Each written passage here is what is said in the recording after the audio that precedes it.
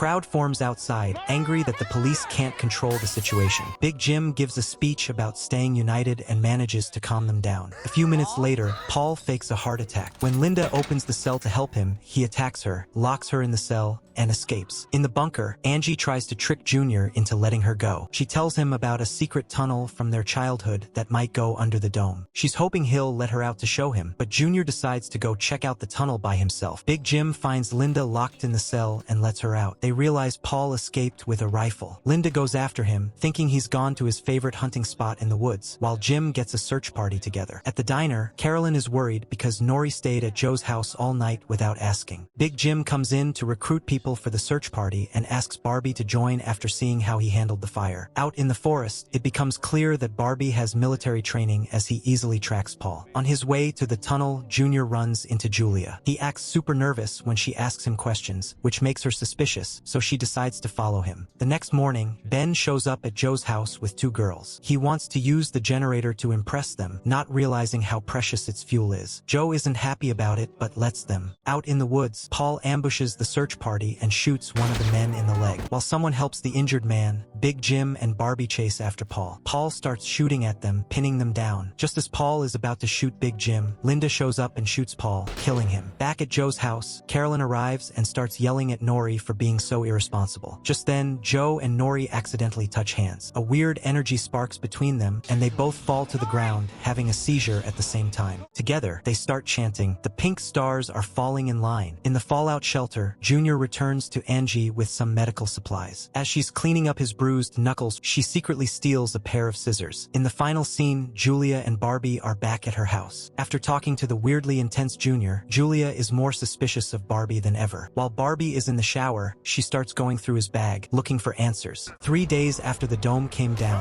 the people of Chester's Mill are starting to lose it. Things get way worse when the soldiers stationed outside the dome suddenly pack up and leave. Seeing the military abandon them causes a full-on riot. The person who stops the chaos is, surprisingly, the town's mortician, Lester. He starts preaching verses from the Bible, telling everyone the dome is God's punishment and they just have to deal with it. His words calm people down for a little while, but with food and supplies running out, it's only a matter of time before things get crazy again. In the middle of all this tension, Linda suddenly collapses and is rushed to the hospital. Meanwhile, Angie is still trapped in the fallout shelter. When Junior brings her food and clothes, she sees her chance. Using the scissors she hid earlier, she attacks him, but her attempt is useless. Junior easily dodges her. He doubles down on his creepy obsession, telling her she has to stay in the bunker until she learns to love him back. After he leaves, Angie starts banging on the shelter's pipes, trying to get someone's attention. This ends in disaster when a pipe breaks and the bunker starts flooding with water. The force of the water knocks her off the bed and she passes out. Julia keeps investigating what happened to her husband, Peter. She finds his car parked near DJ Phil's trailer and goes to ask him about it. Phil admits that Peter sold him the car right before the dome appeared. He also mentions that he's friends with Barbie, which proves that Barbie lied about being a total stranger in town. Their conversation gets cut short when Phil, just like Linda, suddenly faints. He's taken to the hospital, which is now dealing with a bunch of patients who all have the same symptoms. Joe and Nori are also there, and their moms, Alice and Carolyn, are worried sick after their seizure. Alice, being a doctor, starts helping the overwhelmed hospital staff. It looks like an epidemic is spreading through town, but the hospital is almost out of everything: masks, gloves, and medicine. Alice and the nurses work non-stop anyway. Julia confronts Barbie about his lie, but before he can explain, she gets sick and collapses, too. Alice thinks it might be meningitis, but she can't be sure without the right equipment. Big Jim gives his son, Junior, a gun and puts him on guard duty at the hospital. His job is to make sure no one who's sick gets out, to stop the disease from spreading. After that, Jim and Barbie head to the town pharmacy to get more medical supplies. When Julia wakes up, she demands to know how Barbie knows her husband.